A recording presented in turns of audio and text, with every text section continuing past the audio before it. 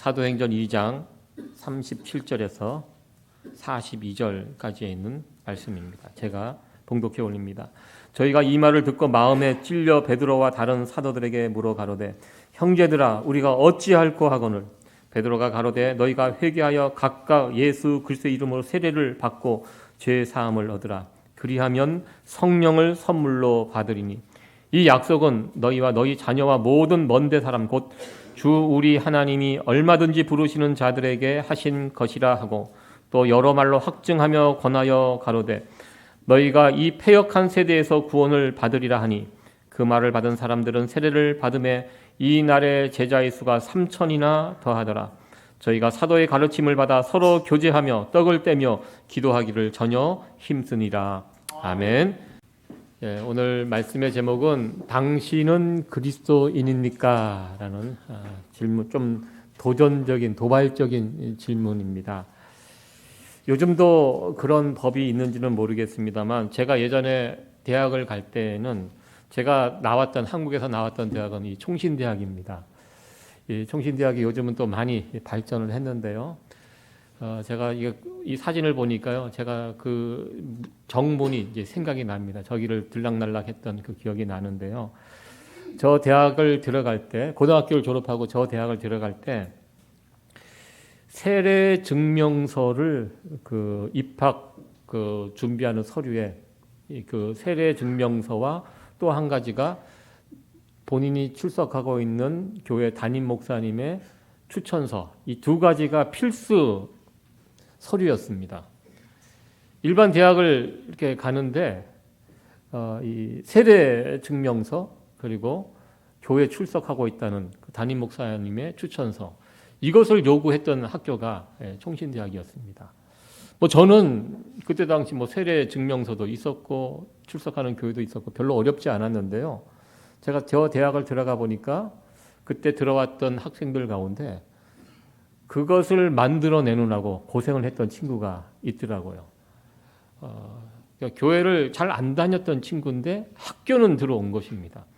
그러니까 이것이 영 불편한 것이었습니다. 세례를 어디 가서 또 세례를 받아야 되고, 그리고 목사님들 찾아가서 아쉬운 소리 해야 되고, 이게 영 불편하면서 뭐 이런 학교가 다 있냐고 막 이렇게 막 불평을 쏟아냈던 그런 친구가 있었습니다. 그 이야기를 들으면서 아니 여기가 기독교 대학인데 당연히 그걸 요구하지. 싫으면 딴 데 가든지 괜히 들어와 갖고 컴플레인을 하고 그러냐고. 제가 어렸을 때 그런 생각을 가지고 있었습니다. 저 대학은요, 학생들만 아니라 저 대학에서 일하는 교직원들도 많거든요. 교직원들에게도 똑같은 소리를 요구하였습니다. 그런데 어느 순간 그런 부분들이 없어지기 시작합니다. 왜냐하면 직업 선택의 자유를 침해한다는 어떤 헌법 소원이 들어갔는지 그런 것으로 사람을 뽑으면 안 된다. 이 공개 채용이거든요. 직원들 뽑을 때 공개 채용하기로 되어 있는데 거기에 세례교인 이상, 담임 목사의 추천서, 이런 서류들이 이 법에 걸리게 되는 것입니다. 그래서 그런 것을 문턱을 낮춰서 누구나, 기독교 대학이지만 누구나 들어와서 일하고 누구나 다닐 수 있는 그런 학교를 이제 만들게 되었습니다. 그러니까요, 이제 저 대학은 기독교인들만 다니는 대학이 되지 않았습니다. 누구나 다 들어올 수 있습니다. 누구나 다 들어와서 일할 수 있는. 그러니까 저 총신대학을 나왔다고 해서 신앙이 있는 사람이라고, 물론 대부분 신앙이 있지만 그렇지 않은 사람도 저 대학을 가는 그런 세상이 되었습니다. 좀 다른 이야기지만 제가 미국에 와서 다녔던 학교는 버지니아에 있는 리버티 신학교입니다. 리버티 신학교 2001년도에 들어와서 제가 한 2년 반 동안 그 학교를 다녔는데요. 그 학교가 굉장히 보수적이고 굉장히 학생들 너무너무 착하고, 미국에 이런 사람들이 있구나. 정말 제가 첫인상이 너무나 좋았습니다. 그 학교는 나름대로 기준이 있었습니다. 어떤 기준이냐면 100% 기독교인들, 크리스찬들만 뽑았고요. 그리고 복장 규정 같은 것이 있습니다. 학교에서 다닐 때는 이 라운드 티는 못 입게 했습니다. 항상 이 카라가 있는 옷을 입게 하고, 그것도 모르고 라운드 티 입고 갔다가는 어떤 학생이 와서 지적을 합니다. 너 왜 옷을 이렇게 입었냐? 다 우리 저희들이 다 형벌이잖아요. 이 새카만 이 동생이 찾아와서 너 이거 옷 이거 잘못했다고, 이거 옷을 이렇게 입고 가면 안 된다고 막 지적하고 막 그랬습니다. 여성들, 우리 여학생들은요, 치마를 무릎 위로 올라가는 치마 못 입게 했습니다. 굉장히 이게 미국에 지금 벌어지는 상황하고 이상하죠. 예, 그래서 그 학교가 그랬습니다. 복장 규정이 있었습니다. 신기하게도. 그래서 여자들은 긴 치마를 입고 또 남학생들은 카라 있는 옷을 항상 입고 다니게 하고, 그리고 항상 채플 시간이 또 정해져 있고, 그러다 보니까요, 이 학교가 제가 처음 왔을 때는 정말 순수하고 좋은 학교였습니다. 그러니까 학생들도 이 리버티 신학교를 오는 이유 중에 하나가 배우자를 찾기 위해서 온다는 학생들이 있었습니다. 거기 오면 정말 참 그리스도인들, 신앙인들이 거기 오거든요, 학생들이. 그래서 그곳에서 만나서 결혼을 하고 선교사로 나가는 이런 커플들이 꽤 있었습니다. 그런데 그 아버지가 학교에서 제리 포엘이라는 그 박사님이 물러나고 아들이 이제 학교를 맡았는데, 아들은 좀 생각이 달랐습니다. 이 학교를 좀 더 이 미국적인 더 크게 한번 키워보자 그래갖고 이런 규정들을 막 없앴습니다. 카라나 복장 규정 다 낮추고, 그래서 누구나 다 더 많은 사람들이 들어올 수 있도록 그렇게 문호를 개방하면서 결과적으로는 학교는 커졌습니다. 굉장히 커지고 법대도 생기고 의대도 생기고, 그 안에서 또 그쪽 버지니아가 친공화당 땅이거든요. 그래서 뭐 대통령도 항상 그곳에 가서 취임하면 그곳에 가서 졸업식에 가서 연설을 할 정도로 학교가 커졌는데, 그러나 제가 이렇게 봤을 때 학교의 질은 떨어지기 시작합니다. 제가 예전에 거기서 기숙사에서 청소를 했거든요. 근데 그 기숙사 예전에 그런 건 상상도 못했습니다. 술병이 나오고 어느 순간부터 그런 별로 좋지 못한 그런 모습들이 학교에서 또 벌어지는 모습들. 왜냐하면 이제 크리스찬만 나오는 학교가 아니라 누구나 올 수 있는 학교가 되면서부터 그런 모습들을 이렇게 보면서 학교가 성장하고 부흥하고 그건 좋지만 꼭 저렇게 이제 기독교적인 색깔을 이제 잃어버리는 이런 모습들을 보면서 좀 안타까움을 가지면서 또 학교를 보게 됩니다.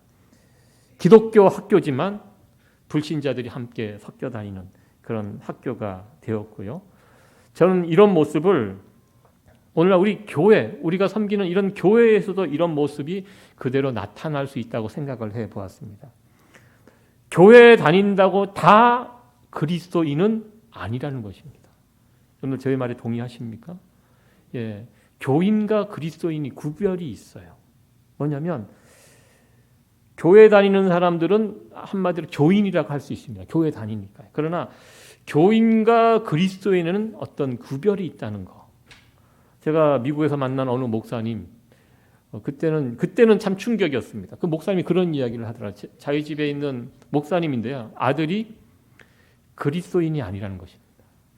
교회는 다니는데 이 아이와 대화를 나눠보니까 예수님을 영접하지 않고 그냥 습관적으로 다니는 그런 교회만 다니는 친구지. 그러면서 이 친구는 난 크리스찬이라고, 내 아들은 난 크리스찬이라고 이걸 담담하게 이야기를 하더라고요. 전 놀랐습니다. 우리 한국적인 개념은 그렇지 않거든요. 부모님이 교회 다니면 자녀들 당연히 내 자식들도 그리스도인이라고 그렇게 믿고 사는데요. 미국 사람들은 그렇지 않더라고요. 내 자녀들이 교회는 오지만 이 아이가 예수님을 진짜 영접했는지 안 했는지 이 부분을 꼭 체크를 하더라고요. 안 했으면 난 크리스찬. 목사님 아들이 그래요. 불행하게도 속상하게도 내 아들은 난 크리스찬입니다. 예수님을 영접하지 않았습니다. 이런 구별을 하시더라고요. 그래서 저는 그게 참 문화 충격이었습니다. 그런 게 어딨냐. 내 자식이면 억지로라도 끌고라도 교회에서 그리스도인으로 만들어야지. 보니까 그런 부분에 관해서는 맡겨두더라고요. 본인의 선택에 의해서 결정하는 거지 부모가 강요한다고 해서 이게 그리스도인이 되는 것이 아니라는 이런 신앙을 가지고 계시더라고요. 그래서 제가 그때 당시는 좀 충격이었습니다. 이곳에 와서 지내보니까요, 나름 이해가 됐습니다. 아, 신앙이라는 것이 그렇구나. 억지로 끌고 와서 그리스도인이 되는 것이 내가 내 스스로 선택해야지 그리스도인이 될 수 있다는 거. 아, 맞구나. 오늘도 보면 말씀 속에서 각각 세례를 받으라고 이렇게 말씀을 합니다. 한 사람 한 사람 내가 예수님을 나의 구주, 나의 하나님으로 받아들이는 것. 이건 개인의 몫이라는 것입니다. 그러니까 예수님을 영접하지 않고도 교회 생활을 할 수 있습니다. 충분히. 그래서 이 교회 안에도요, 그리스도인이 있고 난 그리스도인이 이렇게 교회 생활을 같이 할 수 있습니다. 부디 바라는 것은, 제가 간절히 바라는 것은, 소원하는 것은, 기도하는 것은 우리 세이비어교회 성도들은 교인이 아니라 그리스도인이 되기를 정말 소원합니다. 여러분들 모두가 그리스도인으로 교회를 다니는 그런 분들이 되었으면 참 좋겠습니다. 오늘 본문의 말씀을 통해서 그리스도인이 과연 무엇인가, 이 부분을 함께 생각을 해보려고 합니다. 오늘 본문 사도행전 이 본문은요, 어떻게 그리스도인이 만들어지는지 이 부분을 우리에게 설명을 해주고 있습니다. 베드로가 복음을 전합니다.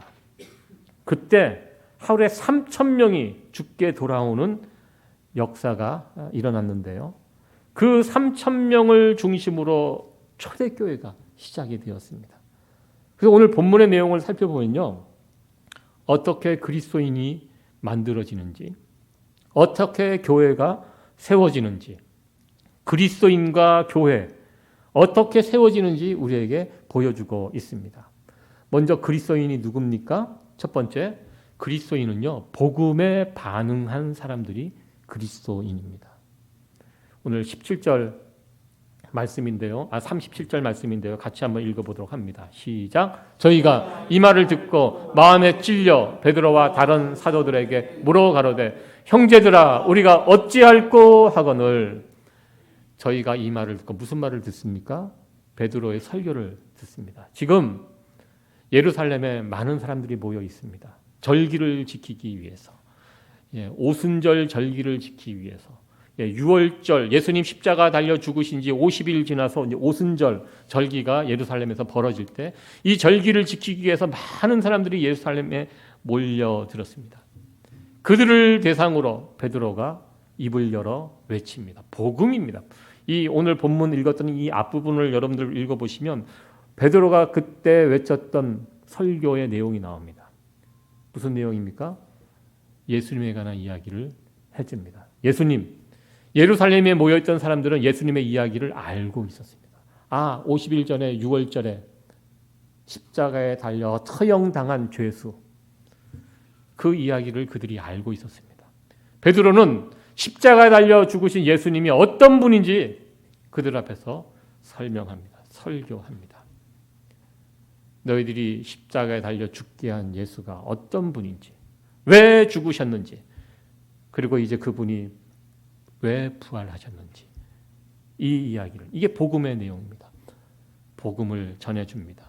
그때 많은 사람들이 그 말을 듣고 마음에 찔림을 얻게 됩니다. 그리고 베드로에게 어찌할꼬 이렇게 고백하면서 사람들에게, 베드로에게 나갑니다. 여러분들, 예수님 왜 죽으셨습니까? 베드로의 설교를 듣고 있던 그 사람들은 예수님이 죽으신 이유가 자신들 때문이라는 사실을 깨닫게 됩니다. 그래서 마음에 찔린 거예요. 예수는 자기 죄 때문에 죽었는 줄 알았는데 베드로의 메시지, 복음의 메시지를 들어보니까요, 가만히 들어보니까 아니에요.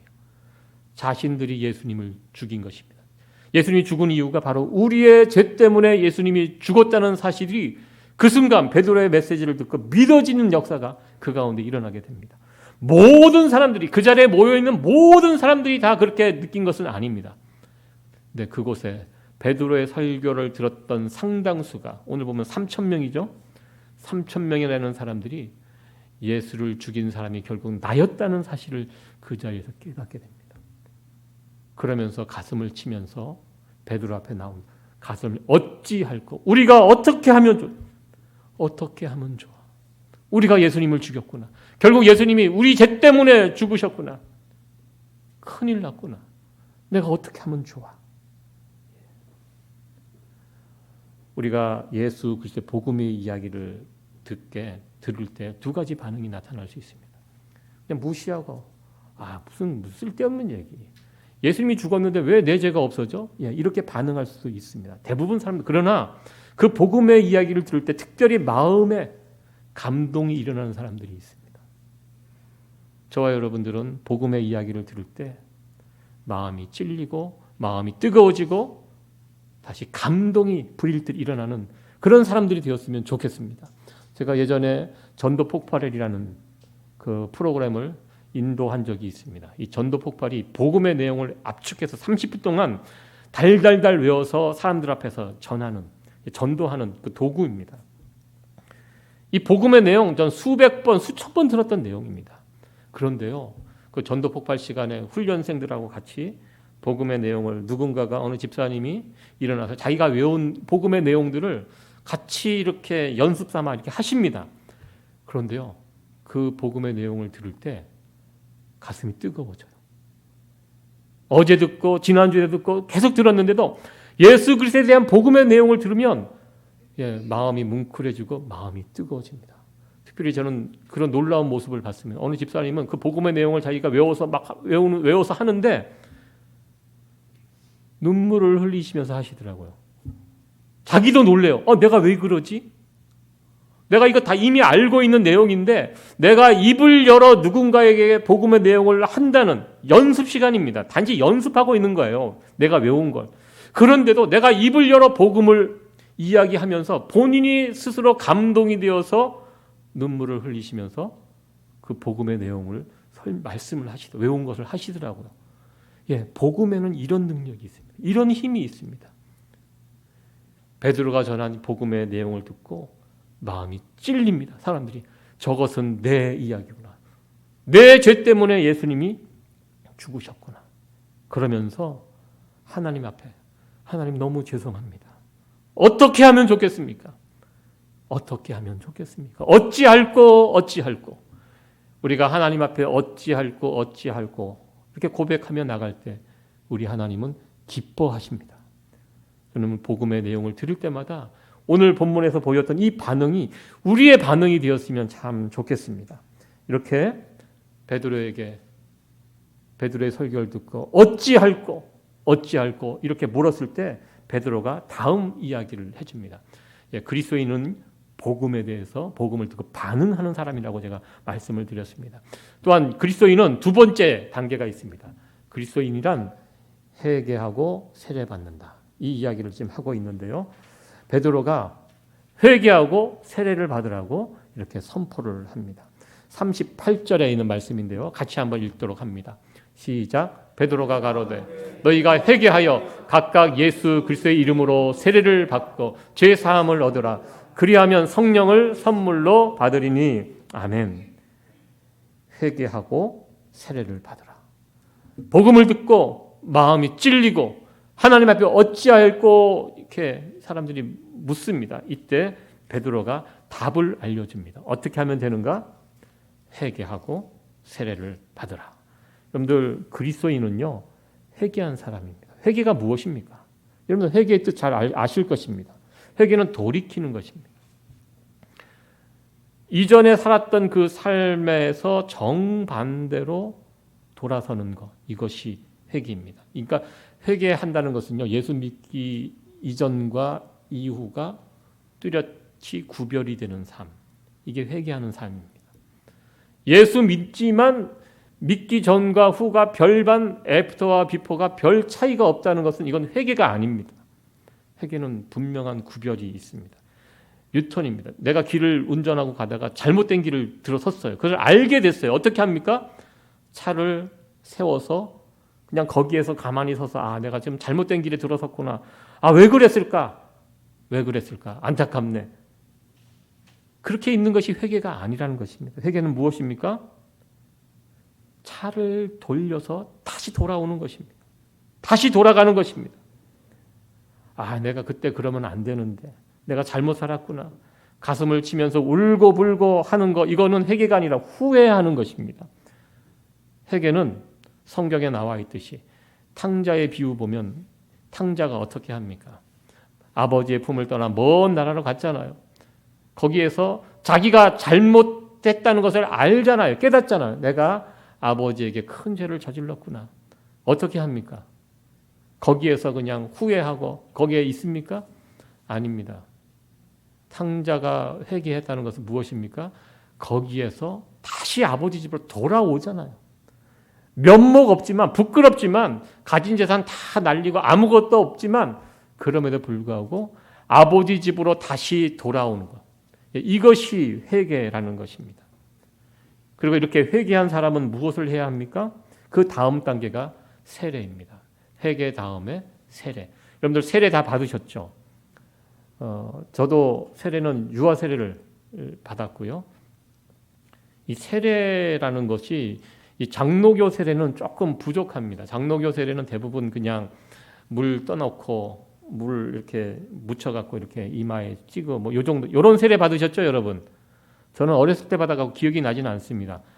예, 저도 이제 고등학교 애들 예전에 고등학생부터 저희는 어느 교회는 중학생부터 받게 하고 어떤 교회는 고등학교부터 저는 고등학교를 담당했을 때 고등부 아이들 세례 주는 그 훈련을 좀 해봤는데요.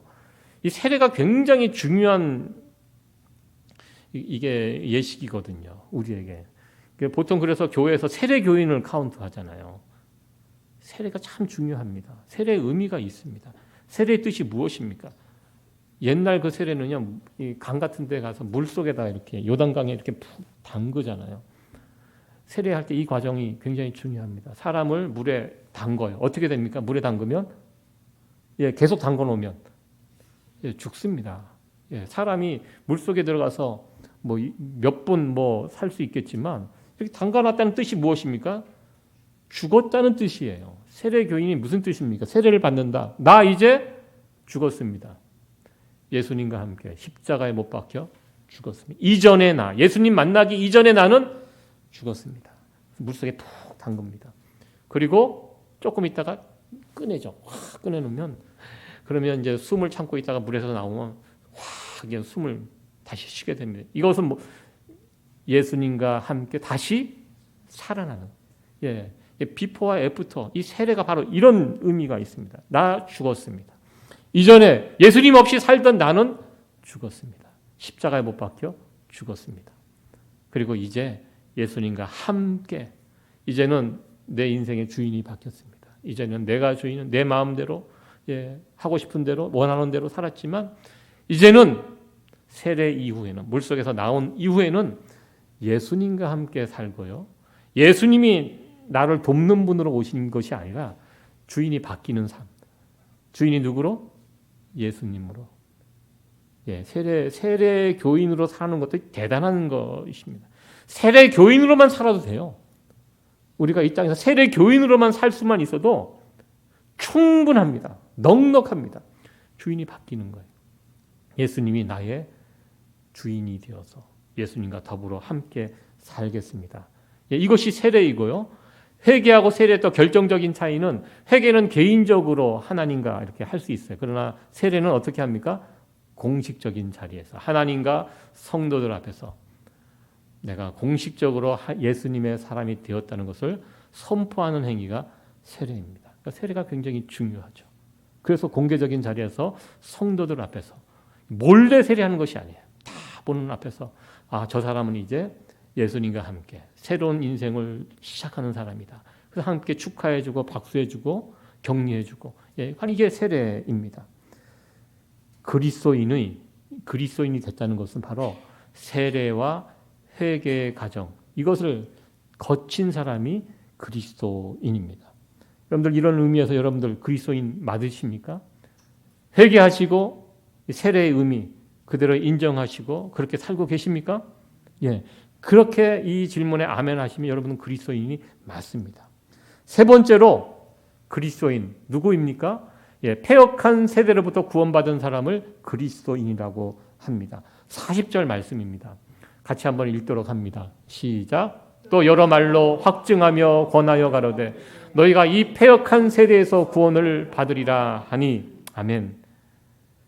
패역한 세대라는 표현이 있습니다. 우리가 살아가고 있는 이 세상은 패역한 세상, 패역한 세대입니다. 겉으로 보면 화려합니다. 보기 좋습니다. 편한 세상입니다. 물질 문명이 얼마나 발전하고 있습니까? 그러나 영적으로 보면 악하고 패역한 세상입니다. 패역한 세상과 함께 어울려 살면 결국 그 패역한 세상과 함께 망할 수밖에 없습니다. 그러나 예수님 믿으면 이 패역한 세상에서 구원을 받을 수 있습니다. 여러분들, 우리가 살아가는 이 세상, 얼마나 악하고 패역한 세상이라는 것을 여러분들 날마다 경험하실 것입니다. 그래서 이 세상에서 예수 믿는 우리는 다르게 바라보고 다르게 살아가는다. 이게 그리스도인입니다. 세상과 다르게 살아가는 사람들이 그리스도인이라는 것입니다. 여러분들, 우리가 살고 있는 세상 얼마나 똑똑한 사람들이 많습니까?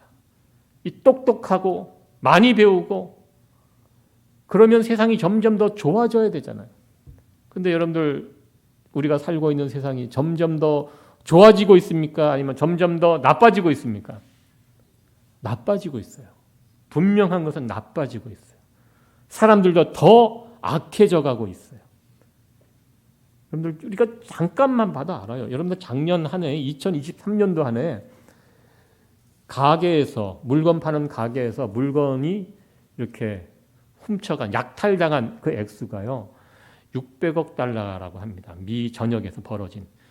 특별히 2023년도에는 약탈하는 그 하나의 문화가 되었어요. 요즘 큰 상점들 문 닫는 거 많이 보시잖아요. 얼마나 안타깝습니까? 그런데 세상의 법은 그렇게 나쁜 짓하고 도둑질하는 사람은 어떻게 합니까? 엄히 벌을 줘야 되잖아요. 그런데 어떻게 합니까? 1,000불 미만짜리를 훔쳐가면 경찰이 추적도 하지 않아요. 그냥 내버려 둡니다. 그래서 1,000불 미만짜리 훔쳐가면 그냥 내버려 두라고 합니다. 그런데 제가 사진을 하나 준비를 해봤는데요. 예, 저 여자분이 어느 상점에서 일하는 시큐리티 가드였습니다. 가드 할 수 있게 생기셨죠. 예, 저분이 저 사진에 보면 물건을 훔쳐서 도망가는 굉장히 고가의 물건이었다고 합니다. 들고 나가는데 온몸으로 막았어요. 얼마나 일을 열심히 잘했어요. 딱 막아갖고 벽에 세워갖고 막 몸으로 밀쳐갖고 결국 제압을 했어요. 경찰에 넘겼습니다. 근데 어떤 일이 벌어졌냐면 저 사람이 변호사를 사서 수를 했어요. 이게 가능한지 모르겠습니다. 수를 했어요. 그래갖고 결국 저 상점 회장이 저 시큐리티 가드를 해고해버리는, 왜 쓸데없이 나서서 시끄럽게 하고 이렇게 했다는 것입니다. 예, 그냥 내버려 뒀으면 괜히 이거 해갖고 더 회사에 피해를 끼쳤다는 거예요. 이런 일이 벌어졌을 때는 그냥 내버려둬라. 왜? 그게 덜 손해본. 법이 이상하게 바뀌었어요, 요즘. 요즘 감옥에 사람들이 너무 많아갖고요. 이 1,000불 미만 훔쳐간 사람 이 감옥에 집어넣으면 이 감옥이 감당할 수가 없대요. 그래서 그냥 풀어주는, 경찰이 잡아가도 그냥 풀어주는. 지금 뉴욕도 이제 보석금 제도 없어지지 않았나요? 경범죄? 캘리포니아는 없어졌습니다. 뉴욕도 제가 없어진 걸로 알고 있어요. 그래서 얼마 전에 맨하탄에서 경찰을 폭행한 그 이민자들 있잖아요. 난민들 폭행했는데 그 다음날 풀려나서 경찰들 앞에서 경찰을 막 약 올리고 그냥 나갔다고. 예, 세상이 점점 이상해지고 있습니다. 예, 저 온몸을 던져서 이 가게에 들어온 강도를 물리쳤는데 상을 줘도 모자른 판에 어떻게 합니까? 직장에서 잘렸습니다. 그래서 이 소식을 들었던 사람들이 너무너무 안타까워했는데요. 다행히 이분이 새로운 곳에 취직을 했습니다. 그래서 저 UFC 아시죠? 저 격투기 하는 저 회장이 저 여인을 어여삐 봐서 저기에 취직을 시켜서 저 역할을 하도록, 저기서 가드 역할을 하도록, 앞에 나와 있는 분하고 저 여자분하고 같은 분입니다. 저렇게 해서 또 인생이 새롭게 이제 또 이게 되었다는 이 훈훈한 뉴스를 제가 이제 접했는데요. 여러분들, 우리가 살고 있는 지금 이 세상이 점점 이게 뭐가 뭔지를 모르겠어요. 점점 이상해져 가는 것 같습니다. 여러분들 상점이 약탈당하니까요. 이제 그 문을 닫고 정상적으로 성실하게 일하시는 분들이 자꾸 움츠러들고 도둑들이 오히려 큰 소리 치고 감옥도 가지 않고 그냥 상점에 가서 필요하면 가서 물건 훔쳐다가 쓰고 이런 것을 막아야 되는데요. 세상의 법은 그런 것도 막지 않고 그래서 지금 장사하시는 분들이 점점 더 어려워지는 성실하게 장사하시는 분들이 더 어려워지는 이 왜 세상이 점점 이렇게 될까? 이 세상에는요 소망이 없습니다. 아무리 똑똑한 사람들이 해도 결국 되어지는 일들은 이런 일들이 계속 아마 2024년도 25년도 점점 더 험악한 뉴스들 이 세상은 패역한 세상이기 때문에 하나님을 떠나 있는 세상이기 때문에 이런 일들이 계속 반복되는 그런 세상이 되지 않을까 이렇게 또 생각을 해봅니다.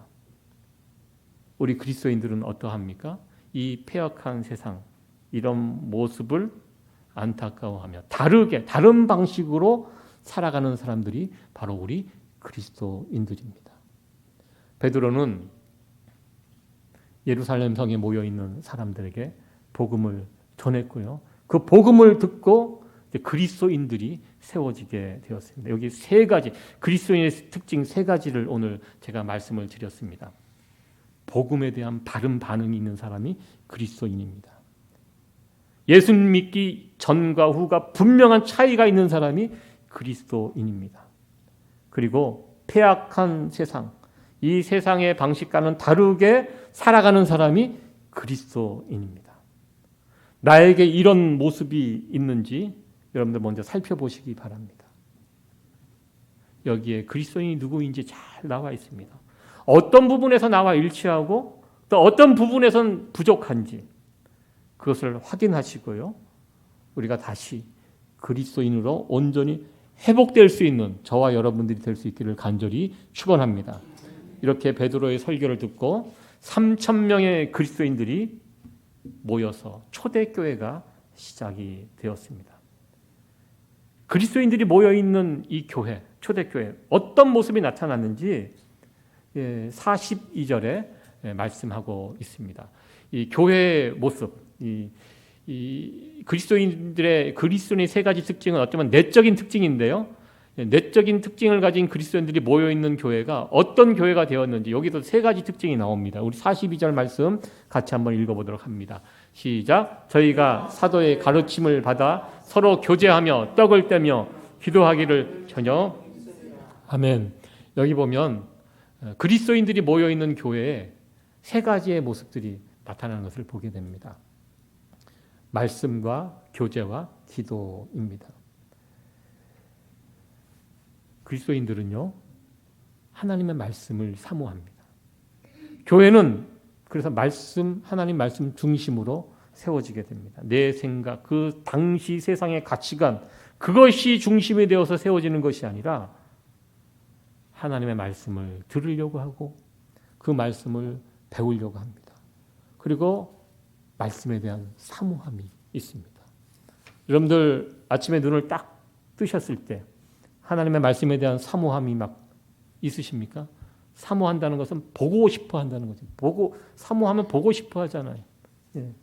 여러분 아침에 눈 딱 뜨셨을 때 이 머리맡에 스마트폰 있으시죠? 스마트폰을 딱 켜서 거기에서 말씀을 듣거나 거기서 성경을 읽거나 이런 분들 없으시죠? 네, 있으실까 좀 겁이 나는데 제가 이 말씀을 전하면서 저도 조금 찔립니다. 눈 뜨자마자 이렇게 더듬어서 말씀 보고 저 여러분들 그런 사람이 됐으면 좋겠습니다. 그게 그리스도인입니다.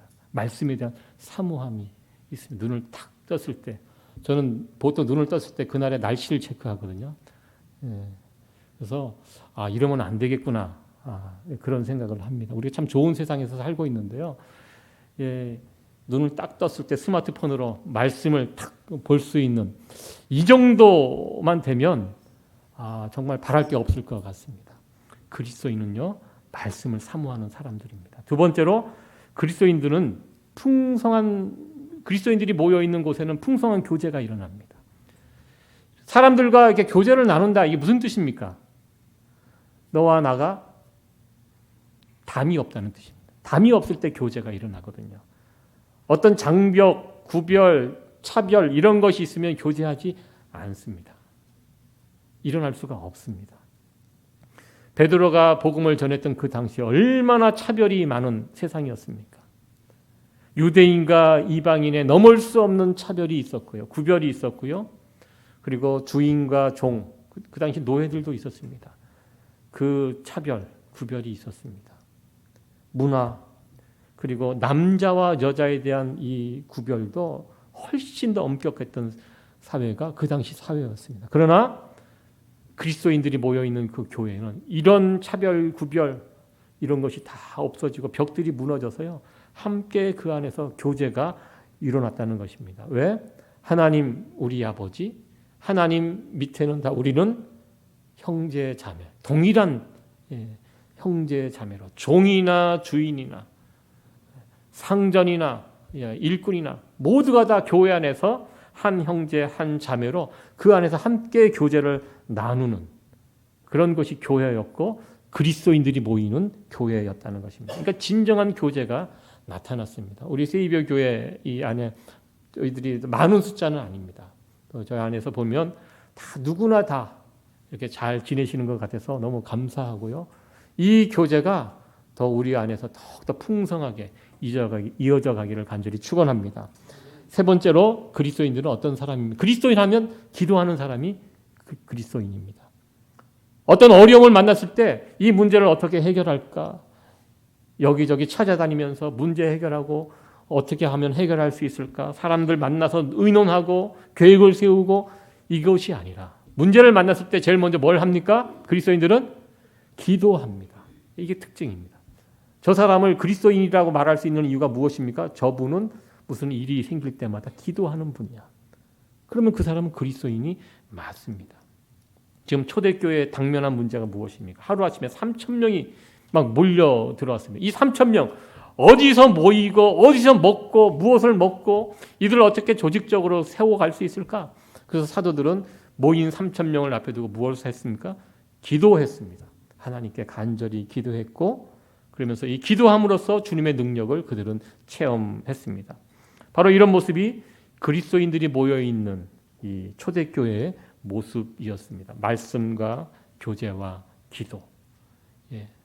이것이 그리스도인들이 모여있는 교회에서 보여주는 그런 귀한 모습입니다. 말씀을 마치도록 하겠습니다. 우리는 그리스도인입니다. 자신 있게 나는 그리스도인입니다. 이렇게 고백하고 선포할 수 있는 저와 여러분들이 되었으면 참 좋겠습니다. 오늘 우리의 내면에 어떤 반응이 있는가? 복음에 대한 반응을 하는 사람이 그리스도인입니다. 회개와 세례, 예수님 믿기 전과 후가 완전히 구별된, 예수님 믿기 전과 이후가 완전히 달라지는 삶을 살아가는 사람이 그리스도인이고요. 세상의 패역한 세상과는 다르게 살아가는 사람이 그리스도인입니다. 그리고 우리의 외형, 우리의 교회에는 말씀과 교제와 기도가 이것이 나타나는 것이 그리스도인들이 모여있는 교회의 특징입니다. 오늘 말씀을 통하여 우리의 모습과 우리 교회를 다시 한번 점검하시고 무엇이 부족한지 나는 어떤 것을 갖고 있는지 확인하시고 우리 모두가 온전한 그리스도인으로 세워져 갈 수 있기를 온전한 그리스도인으로 다시 회복되어질 수 있기를 간절히 축원합니다.